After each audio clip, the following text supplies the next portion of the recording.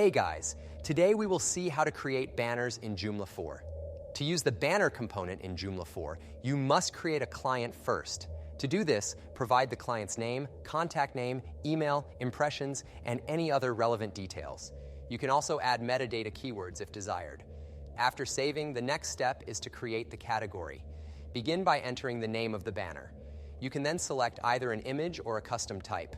If you choose custom, be sure to provide a custom code, URL, and description. For this process, we will select the image type, choose the appropriate image to be used as the banner, and remember to set the width, height, alt text, URL, and banner descriptions. Once that is done, select the client using the banner details options.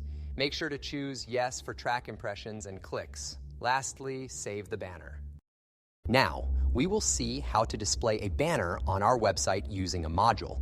To begin, we must access the site module in the Joomla system panel. Next, we will create a new module and select banners as the type. We can name the module and customize its settings, such as enabling target, count, client, category, and keyboards. We can also add header and footer text as desired. Once the module is set up, we can assign it to a specific page and choose its position on the page. We can even choose to display the title of the banner. After saving the module, we can view the banner on our website. We can track the banner's impressions and clicks to assess its performance. This is how to successfully create and display banners on a website. That's all for now.